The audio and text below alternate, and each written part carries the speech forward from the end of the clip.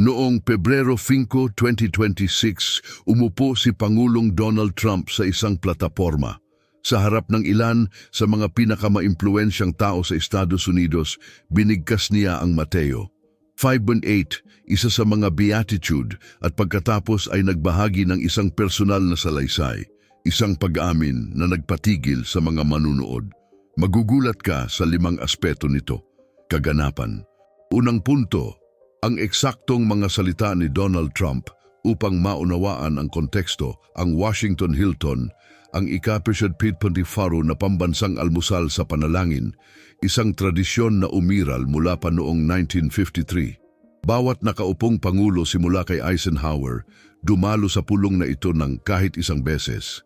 Sa teorya, ito ay isang kaganapang walang kinikilingan, isang pambihirang sandali kung kailan ang mga kalaban sa politika ay nagbabahagi ng iisang espasyo.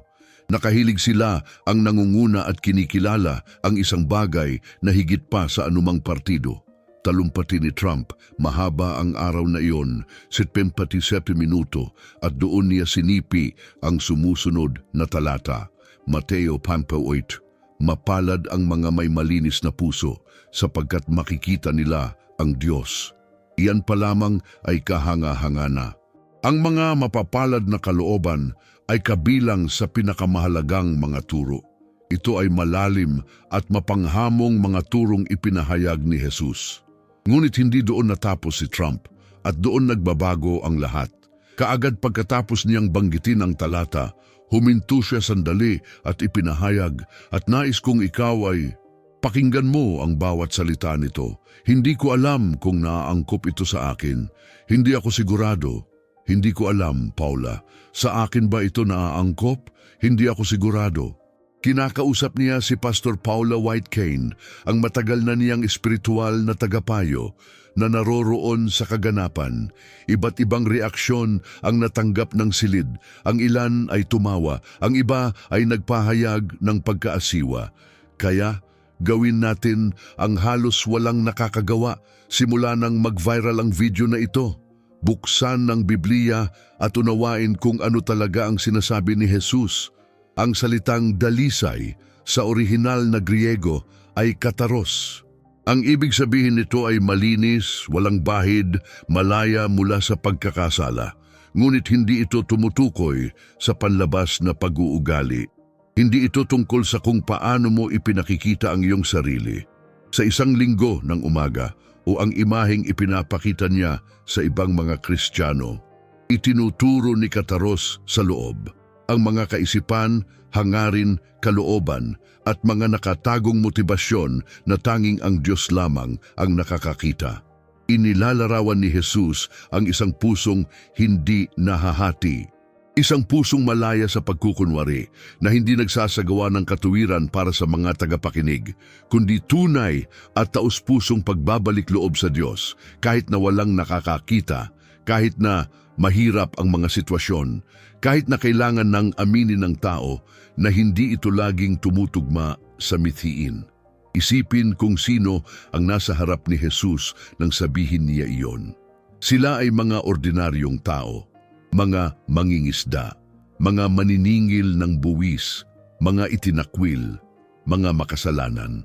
Hindi siya nakikipag-usap sa mga pariseo, sa mga relihiyosong piling tao, sa mga taong taglay nila ang pinong teolohiya at isang walang kapintasang reputasyon. Pero hindi mo kailangang maniwala sa akin dahil ang isinulat ni Apostol Pablo sa mga taga-Roma, hindi lamang nito kinukumpirma ito, kundi tuluyan ding sinisira ang anumang alternatibo. At kapag narinig mo yan kasama ng sinabi ni Trump, maiintindihan mo kung bakit. Hindi aksidente ang sandaling ito. Tingnan natin kung saan tayo hahantong nito. Ang interesante rito ay huwag husgahan ang sinuman dahil ang dahilan kung bakit mahalaga ang pag-amin ni Trump ay sa panimula walang kinalaman kay Trump. Ito ay may kinalaman sa isang katotohanang naaangkop sa bawat taong nanonood ng video na ito. Kasama na ako at kasama ka. Mga taga-Roma 3:23. Sapagkat ang lahat ay nagkasala at hindi nakaabot sa kaluwalhatian ng Diyos. Lahat, hindi ilan, hindi karamihan, hindi lahat maliban sa mga tunay na relihiyoso. Lahat, bawat isang tao, ang bawat individual na huminga maliban kay Hesukristo ay nagkulang ng kaluwalhatian ng Diyos. Hindi ito isang opinyon, hindi ito isang pananaw, debateng teolohikal. Ito ay isang pagpapatibay ng salitang kinasihan ng Diyos na naitala ni Apostol Pablo. At dito ko kailangang maging tapat sa iyo dahil dito ang video ay hindi sa esensya tungkol kay Trump. Alam kong ang pangalan niya ay nasa pamagat. Alam ko iyan ang nagdala sa iyo rito. Pero kung aalis ka rito na ang tanging iniisip ay sumipi si Trump ng isang talata sa Biblia at may sinabi mapagpakumbaba, hindi mo talaga naintindihan ang punto. At narito kung bakit ang sandaling ito ay hindi isang komentaryo sa pananampalataya ni Trump. Ito ay isang komentaryo sa atin. Halos walang sinuman, talagang walang sinuman ang huminto para itanong ang tanong na iyon. Hindi talaga mahalaga kung may malinis na puso si Trump. Iyon ang maling tanong. Ang tamang tanong ay iyong tanong na nang hindi niya namamalayan, ay ginamit niya bilang modelo para sa ang buong bansa. Ako ba ito? Malinis ba ang puso ko? Maaari ko bang tapat na iharap ang aking sarili sa Diyos, hindi sa harap ng kamera, hindi sa harap ng simbahan ko, hindi sa harap ng mga tagasunod ko sa social media, ngunit sa harap ng Diyos at ang sabihing, "Oo, naaangkop ito sa akin." O ang tapat na sagot, kaya ay, ano na nga ba ang eksaktong sinabi ni Trump? Hindi ako sigurado. Susubukan ko. At ang pinaniniwalaan ko ay nangyari sa silid na iyon at naniniwala ako rito hindi dahil itinuturing kong propeta, pastor, o si Trump, teologo. Naniniwala ako rito dahil sapat na ang nabasa ko sa mga kasulatan para ang pagkaalam na ang Diyos ay may mahabang kasaysayan ng paggamit ng mga taong hindi inaasahang mangyari upang maiparating ang pinakamahalagang mensahe. Gumamit siya ng asno para kausapin si Balaam. Gumamit din siya ng paganong hari na nagngangalang Siro para palayain Israel. Gumamit sila ng isang mamamatay tao na nagngangalang Moises upang pamunuan ang isang bansa palabas ng pagkabihag. At gumamit sila ng isang pariseo. Tinawag niya si Saulo na siyang umusig sa mga Kristiyano upang isulat ang kalahati ng bagong tipan. Hindi kailangan ng Diyos ng makintab na mga sisidlan. Kailangan niya ng mga tapat na sisidlan. At noong Pebrero 5, 2026 sa National Prayer Breakfast, may totoong nangyari. Nasanay na tayo sa pag-uuri ng lahat ng bagay sa politika, kaya kapag may tunay na espiritual na sandali, madalas natin itong nakakalimutan. Sa kontekstong pampolitika, hindi man lang ito nairehistro ng ating isipan.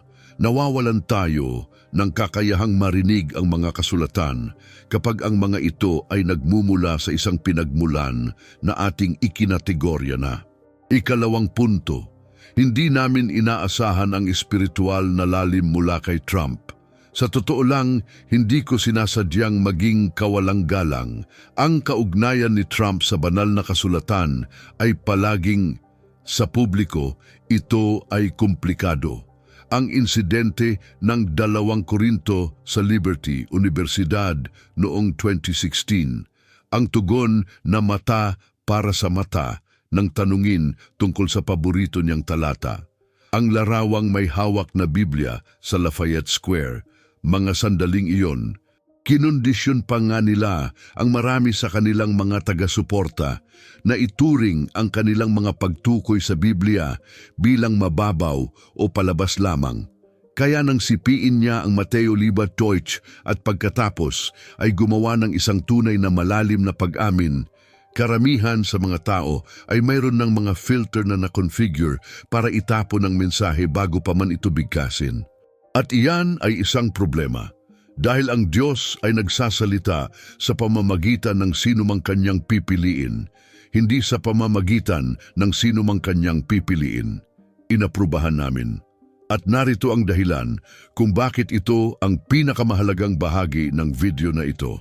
Ang ipapakita ko sa iyo ay kung ano ang sinasabi ng Biblia na dapat nating gawin tungkol sa discomfort na ito.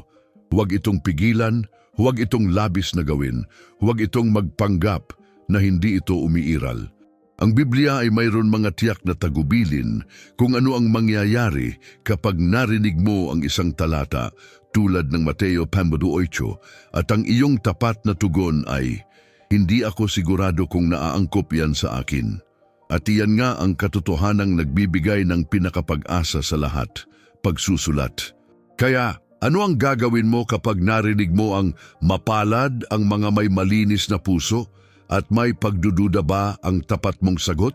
Kapag pinagmamasdan mo ang sarili mong buhay, ang iyong mga lihim na iniisip, mga paulit-ulit na pagkabigo, mga aspeto kung saan alam mong nagkukulang ka at hindi mo mapipilit ang sarili mo na upang pagtibayin ang kadalisayan na ito, ginagawa mo mismo ang inaanyayahan ka ng ebanghelyo na gawin. Tumitigil ka sa pagsisikap na gawing kwalipikado ang iyong sarili sa pamamagitan ng bumaling siya sa isa na naging kwalipikado na para sa kanya, sa sarili niyang pagkukusa. Sa 2 Korinto 5:21, siya na walang kasalanan ay ginawa ng Diyos na may kasalanan para sa atin, upang sa Kanya ay maging katuwiran tayo ng Diyos. Basahin ito, magbigay pansin. Si Jesus na walang kinikilalang kasalanan, na siyang tanging may tunay na dalisay na puso, ito ay umiral na, ito ay ginawang kasalanan para sa atin. Bakit? Upang tayo ay maging ang katuwiran ng Diyos sa Kanya, hindi sa ating sarili, kundi sa Kanya. Ang kadalisayan na inilalarawan sa Mateo 5:8 ang isang bagay na hindi nalilikha sa pamamagitan ng disiplina o patuloy na pag-uugaling relihiyoso. Ito ay isang bagay na natatanggap ng isang tao sa pamamagitan ni Kristo. Ito ay ang kanyang katarungan na ibinabayad sa kanya. Ito ang kanyang pantakip sa kadalisayan, karumihan yan. Yung oo niya na sumasagot sa hindi ako sigurado mo.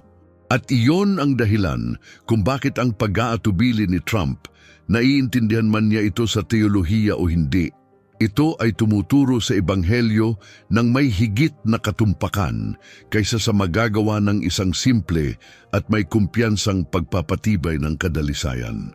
Dahil ang ebanghelyo ay hindi nagsisimula sa nandoon na ako. Nagsisimula ito sa hindi ko kaya. Makakarating doon ng mag-isa. Ang bawat taong naligtas ay nagsimula mula sa parehong lugar, ang tapat na pag-amin na hindi siya sapat na mabuti, sapat na dalisay, sapat na makatarungan. At sa eksaktong sandali na tumigil siya sa pagkukunwari, natagpuan siya ni Grace sa mismong kinaroroonan niya. Mga taga-Efeso 2:8-9, sapagkat sa biyaya kayo'y naligtas sa pamamagitan ng pananampalataya. At ito'y hindi sa inyong sarili, kundi sa pamamagitan ng pananampalataya. Ang kaloob ng Diyos, hindi sa pamamagitan ng mga gawa, upang walang sinuman ang magmalaki. Hindi sa pamamagitan ng inyong sarili. Hindi dahil sa iyong mga pagsisikap. Hindi dahil sapat ang iyong inialay. Hindi dahil sinipi niya ang mga tamang talata sa tamang panahon. Iyan ay isang kaloob. At ang mga kaloob ay hindi kaloob kapag ang mga ito ay pinaghirapan, ang mga ito ay natatamo ng mga kwalipikado. Ang mga ito ay tinatanggap ng mga may kagustuhan. Ngunit, nang marinig ito ni Jesus, sinabi niya sa kanila, hindi ang malulusog ang nangangailangan ng manggagamot, kundi ang mga may sakit na may sakit. Ngunit humayo kayo at pag-aralan ninyo ang kahulugan nito. Ang gusto ko ay awa, hindi awa. Hain, sapagkat hindi ako naparito upang tawagin ang mga matuwid, kundi ang mga makasalanan upang magsisi. Para sa mga taong ito dumating si Jesus, ang mga walang katiyakan, ang mga nahihirapan, ang mga nag-aalangan sila kapag naririnig nila ang mapalad, ang mga may malinis na puso, dahil alam nila, sa totoo lang, hindi pa sila nakakarating doon. At ang magandang ironiya ng ito, ang ebanghelyo, Sa sandaling aminin mo na hindi ka dalisay, mas malapit ka sa kadalisayan kaysa dati. Dahil ang kadalisayan sa kahulugan ng Biblia ay hindi perpekto. Ito ay transparency. Ito ay isang pusong walang balatkayo. Ito ay ang kahandaang iharap ang sarili sa Diyos at sabihin, hindi ko alam kung naaangkop ito sa akin, pero hindi ako magpapanggap na naaangkop ito. Ito ang kataros kay linis na lugar. Ito ang inilalarawan ni Jesus sa gilid ng bundok na iyon. 2,000 taon na ang nakalilipas at iyon ang umalingaw-ngaw kahit na hindi perpekto, kahit na hindi inaasahan, mula sa isang pulpito sa Washington, D.C. noong Pebrero 5, 2026. At kung aalis ka rito na ang pananampalataya mo kay Trump ay mas malakas sa halip na kay Kristo, mali ang mensaheng nakuha mo. 1 Corinto 3:7, kaya't hindi ang nagtatanim o ang nagdidilig ang may kabuluhan, kundi ang Diyos. Iyon ang nagpapatubo nito. Walang anuman ang nagtatanim, walang anuman ang nagdidilig, ang Diyos ang lahat.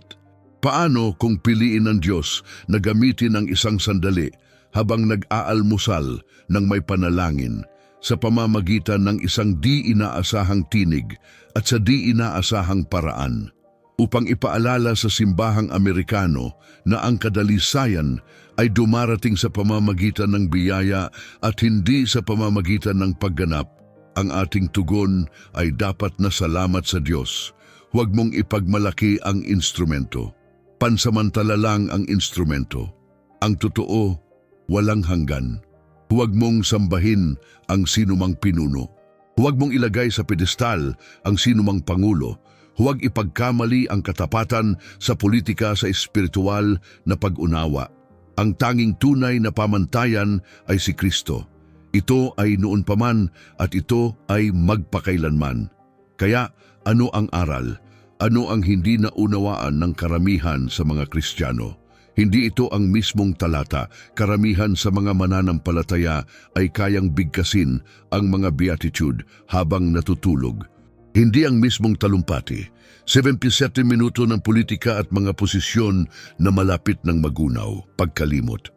Ang hindi napagtanto ng karamihan sa mga Kristiyano ay ang paghinto, ang pag-aatubili, katapatan, ang sandali kung kailan ang isang lalaking maaaring mag-angkin ng kahit ano, na maaaring magpakita ng tiwala sa sarili, magkunwaring may katiyakan, magpahayag ng kanyang sarili na matuwid. Tiningnan niya ang isang talata tungkol sa kadalisayan at sinabing, hindi ko alam kung ito ang nagbibigay kahulugan sa akin. At sa sandaling iyon, sa buntong hininga ng kawalan ng katiyakan, ang ebanghelyo ay naroon. Hindi dahil ipinangaral ito ni Trump, kundi dahil ang ebanghelyo ay nananahan mismo sa espasyong iyon. Ang pagitan ng mapalad ang mga may malinis na puso at hindi ako sigurado kung ako nga iyon. Doon gumagana ang biyaya. Doon nakikipagtagpo si Jesus sa mga tao. Doon natutupad ng krus ang layunin nito.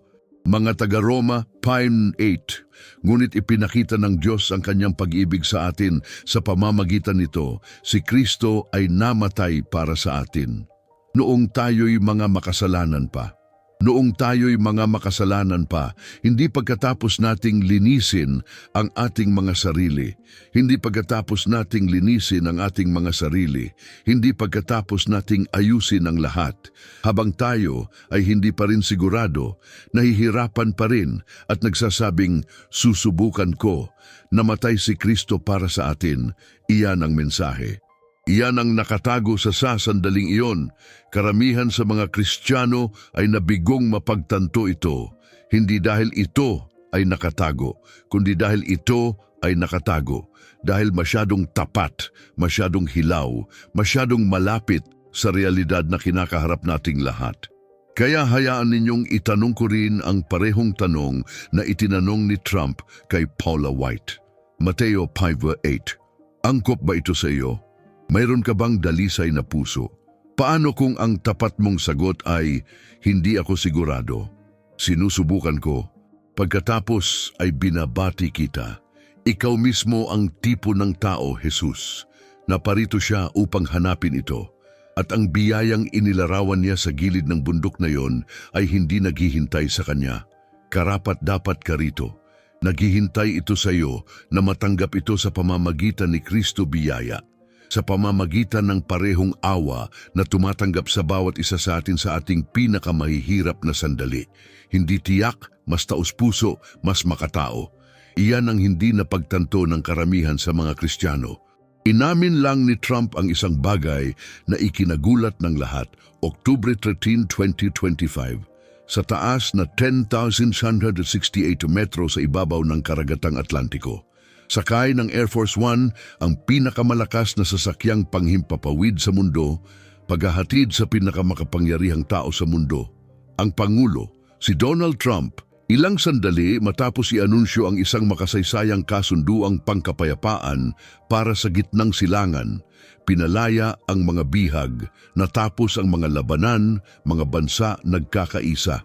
Lumilipad siya patungong Israel upang ipagdiwang ang ipinagdiriwang ng marami, ang pinakadakilang diplomatikong tagumpay ng siglo. At pagkatapos ay tinanong siya ng isang reporter ng isang simpleng tanong, isang tanong tungkol sa langit. At ang sagot ni Trump ang nagpahinto sa lahat. Narito ang sinabi niya, direktang transkripsyon. Sa palagay ko ay walang anumang bagay na magdadala sa akin sa langit. Sa totoo lang, sa palagay ko ay hindi. At sinabi ko pa nga na sa palagay ko ay baka hindi. Nakatadhana para sa paraiso. Nagpatuloy ang pagre-record ng mga kamera at sa loob ng ilang minuto, ang video ay kahit saan. Sumabog ang X, 3 milyong views sa loob ng 24 oras. Nagkagulo ang mga network ng balita. Itinuring yon ng ilan bilang ang pinakatapat na sandali ng pagkapangulo ni Trump. At pagkatapos, sa kanyang klasikong estilo, sinubukan niyang pagaanin ng loob.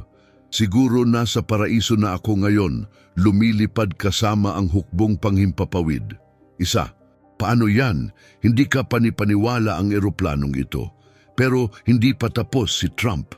At pagkatapos ay dumating ang bahagi na nagpapakita ng isang mahalagang bagay. Pero tingnan mo, malaki ang pinagbuti ko sa buhay ko. Mula sa maraming tao. Gaza, ang mga pamilyang iyon na niyayakap ang kanilang mga anak ngayon. Kung mareresolba natin ang issue sa Ukraine, tiyak na sulit iyon, hindi ba? Ito ang pangunahing punto. Ang pag-amin ni Trump ay nagpapakita ng isang pangunahing maling kuro-kuro na milyon-milyong tao. Nagbabahagi sila. At para matugunan ito ng tapat, kailangan nating direktang pumunta sa mga kasulatan. Gusto kong suriin mo ang iyong pinaniniwalaan batay sa kung ano talaga ang itinuturo ng Biblia. Dahil ang katotohanan ay karamihan sa mga tao, kabilang ang marami na nagsisimba tuwing linggo, ay hindi tunay na nauunawaan kung paano gumagana ang kaligtasan. Iniisip nila na ang mahalaga ay maging sapat ang kabutihan, gumawa ng sapat at magtimbang ng tama. Pero hindi iyan ang itinuturo ng Biblia. Kaya't suriin natin ng mas malalim. At habang sumusulong tayo, gusto kong maging tapat sa iyong sarili. Dahil sa pagtatapos ng seksyong ito, kakailanganin mong humarap sa isang tanong. Nagtitiwala ka ba sa sarili mong kabutihan o sa biyaya ng Diyos? Simulan natin sa pangunahing pag-amin ni Trump. Sa tingin ko, wala nang makakapagdala sa akin sa langit. Tama ba siya? Sa totoo lang, oo. At narito kung bakit. Fundamental. Ipinahayag lang ni Trump ang ayaw sabihin ng karamihan. Aminin mo, wala tayong magagawa para maging karapat-dapat sa paraiso. Wala. Kahit mga kasunduan, ni mga kasunduan sa kapayapaan, ni kawanggawa, ni pagdalo sa simbahan, ni binyag, ni mabuting intensyon, wala talagang anuman. At ang mga kasulatan ay nakakapanghina ng loob, nakakapangilabot, at napakalinaw tungkol dito. Sinasabi sa Roma 3:23, sapagkat ang lahat ay nagkasala at hindi nakaabot sa kaluwalhatian ng Diyos, Lahat, hindi ilan, hindi karamihan, lahat. Kasama rito ang Trump, kasama si Mother Teresa, kasama si Billy Graham, Kasama si ikaw, kasama na ako roon. Lahat tayo ay nagkakasala, lahat tayo ay nabibigo. At ang kasalanan ang naghihiwalay sa atin mula sa isang banal na Diyos. Ngayon, maaaring iniisip mo, pero sandali, hindi naman ako ganoon kasama. Hindi pa ako nakapatay ng kahit sino. Walang sino man, hindi pa ako nakagawa ng mga karumal-dumal na krimen. Mabuti naman talaga ako. Aba, iyan mismo ang patibong na kinahuhulugan ng milyon-milyon dahil ang pamantayan ng Diyos ay hindi mas mabuti kaysa sa ang karamihan. Ang pamantayan ng Diyos ay ang pagiging perpekto. Tingnan ang sinasabi sa Santiago 2:10, sapagkat ang sinumang sumusunod sa buong kautusan, ngunit natitisod sa isang punto ay nagkakasala. Labagin ang lahat ng ito. Kung nilabag mo ang isang utos, nilabag mo na ang lahat. Kung nagkasala ka ng isang beses, isa kang makasalanan. Parang kadena ng 1,000 kawing, putulin ng isa, at ang buong kadena ay naputol. O isipin ito sa ganitong paraan, isipin mong sinusubukan mong tumalon mula California hanggang Hawaii. Isang tao ang tumalon ng 3 metro. Ang isa naman ay tumalon ng 30 metro. Isang atletang olimpiko ang tumalon ng 9 na metro. Ngunit ang Hawaii ay 4,000 kilometers ang layo. Gaano man kalayo ang iyong talon, lahat ay mapupunta sa karagatan. Iyan ang sangkatauhan. Sinusubukang maabot ang pamantayan ng Diyos. Lahat tayo ay nagkukulang. Ang ilan ay maaaring tila ang ilan ay mas mahusay kaysa sa iba, ngunit lahat tayo ay lumulubog. Isaiah 64:6. Tayong lahat ay parang maruming bagay at ang lahat ng ating katuwiran ay parang basahan. Marumi, lahat tayo ay nalalanta na parang dahon at ang ating mga kasamaan na parang hangin ay tumatakas sa atin. Bagamat, basahin itong muli. Lahat ng ating mga mahistrado, hindi ang ating mga kasalanan, ang ating katuwiran, ang ating mabubuting gawa, ang ating pinakamahusay na pagsisikap, inilalarawan sila bilang maruruming basahan. Mas malakas pa ang ekspresyong Hebreo rito, literal na nangangahulugang kontaminadong tela. Ang uri ng tela na napakarumi na hindi ito maaring labhan, kailangan itong sunugin. Isipin mo, ang kasunduang pangkapayapaan na ginawa ni Trump, nakipagnegosasyon lang siya, ang mga bihag na pinalaya niya, ang mga buhay na posibleng nailigtas niya sa harap ng kadakilaan ng kawalang hanggan kumpara sa perpektong kabanalan ng Diyos. Mga basahan lang sila, parang magaspang yan. Parang hindi patas, pero iyan ang katotohanan dahil ang pamantayan ng Diyos ay hindi makatwirang mabuti. Hindi ito nakahihigit sa batas. Karaniwan, ito ay perpekto. Ganap, kompleto, ganap na perpekto. At wala ni isa sa atin, ni wala talaga ang makakarating sa antas na iyon. Narito ang isa pang paraan upang maunawaan ito. Habakuk 1:13. Napakadalisay ng iyong mga mata upang tumingin sa kasamaan.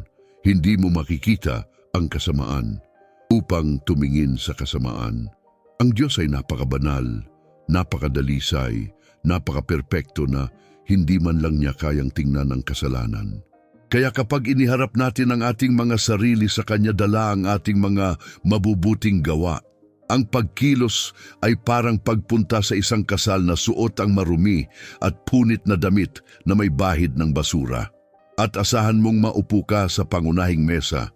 Hindi mahalaga kung ang damit mo ay medyo mas malinis kaysa sa damit ng kausap mo. Sa tabi mo, hindi ka pa karapat dapat na sumali. At dito nagiging talagang interesante ang mga bagay-bagay. Hindi komportable. Sinasabi sa Ecclesiastes 7:20, tunay nga walang matuwid na tao. Sa lupa, huwag magkaroon ng sinumang gumagawa ng mabuti at hindi nagkakasala. Walang kahit isang matuwid na tao. Wala kahit isang tao na gumagawa lamang ng mabuti at hindi kailanman nagkakasala. Na nangangahulugang lahat talaga, pareho silang nahuhulog sa ilalim ng parehong hatol. At ano ang hatol na iyon? Mga taga-Roma 6:23. Sapagkat ang kabayaran ng kasalanan ay kamatayan. Kamatayan, hindi suspensyon, hindi panahon ng pagsubok, wag nang magsikap pa ng husto sa susunod. Kamatayan, walang hanggang pagkawalay sa Diyos magpakailanman.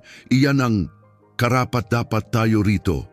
Tayong lahat, kaya kapag sinabi ni Trump, sa palagay ko ay walang anumang bagay na magdadala sa akin sa langit, binabanggit niya ang isang malalim na katotohanan sa Biblia na pinag-iisipan ng karamihan sa buong buhay nila. Pag-iwas. Hindi tayo karapat-dapat, ganap-ganap, walang exception.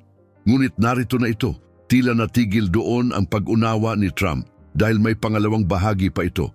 Ito ang katotohanan. Ang pinakamagandang salita sa buong Biblia, biyaya. Sapagkat sa biyaya kayo'y naligtas sa pamamagitan ng pananampalataya at ito'y hindi sa inyong sarili, ito ay kaloob ng Diyos, hindi sa pamamagitan ng mga gawa upang walang sinuman ang magmalaki. Suriin ko ang bawat isa, ito ay isang bahagi ng talatang ito, dahil ito ang ebanghelyo sa dalawang pangungusap. Sapagkat sa pamamagitan ng biyaya, kayo'y nangaligtas. Biyaya, hindi pagsisikap, hindi merito, hindi tagumpay. Biyaya, ano ang biyaya?